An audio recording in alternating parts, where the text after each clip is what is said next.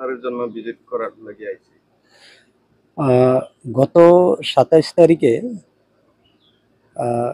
উসারাইপাড়া কৃষ্ণটিলা থেকে একটু দূরে একটা মূলত এরা রিয়াং কমিউনিটিরই উসারাইপাড়া, ওইখানে একজন গৃহবধূ সোনমবতী রিয়াং, এরা জুম চাষ করে। তো প্রতিদিনের মতো ওই দিনও জুম চাষে যায় জুম খেতে। তো ফেরার পথে একটা দুর্ঘটনা ঘটে।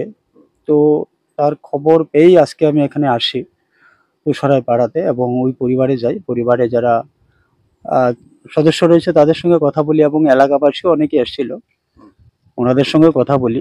তো তাদের যে বক্তব্য, যে সোনমবতী রিয়াং ওই দিন প্রতিদিনের মধ্যে জম থেকে আসার পথে রাস্তার পাশেই কোথাও একটা জায়গাতে একটু ক্ষত বিক্ষত অবস্থায় পড়ে থাকে।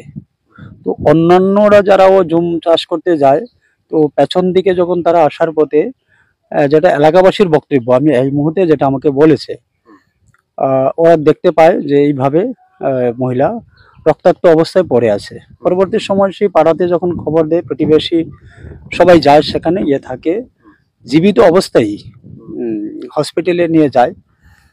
সম্ভবত হসপিটালে পৌঁছে বা হয়তো রাস্তাতেই কোথাও সে প্রাণ হারিয়ে ফেলে। সে ডাক্তার তাকে মৃত বলে ঘোষণা দেয়। আসলে ঘটনাটি পুলিশ তদন্তে রয়েছে।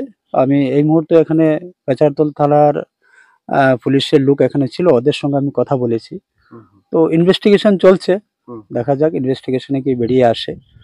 তো অত্যন্ত মর্মান্তিক ঘটনা এবং খুব বেদনাদায়ক ঘটনা। পরিবারে আমার হাজব্যান্ড রয়েছে, শাশুড়ি রয়েছে এবং দুটি সন্তান রয়েছে, একটি ছেলে একটি মেয়ে। তো ওদের সঙ্গে কথা বলেছি আমি। তো আসলে সত্যিই সেটা অত্যন্ত বেদনাদায়ক বিষয়।